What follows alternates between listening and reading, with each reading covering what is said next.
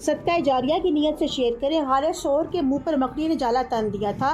کافروں نے حضور صلی اللہ علیہ وآلہ وسلم کی گرفتاری کے لیے بھاری انعام مقرر کر رکھا تھا۔ آپ صلی اللہ علیہ وآلہ وسلم حضرت ابوبکر صدیق کے ہمراہ مکہ سے مدینہ جا رہے تھے۔ جب رسول اللہ اور حضرت ابوبکر صدیق یار غار نے غار ثور میں پناہ لی تو کفار مکہ کی ایک ٹولی غار کے دہانے پر پہنچ گئی تھی۔ حضرت ابوبکر صدیق نے دشمن کے قدموں کی آہٹ سنی تو گھبرا گئے۔ خطرہ لاحق ہوا کہ یہ لوگ سچ مچ غار کے اندر نہ آ جائیں۔ حضرت ابوبکر صدیق نے گھبرائی ہوئی آواز میں کہا، یا رسول اللہ صلی اللہ علیہ وسلم، وہ لوگ آ گئے ہیں۔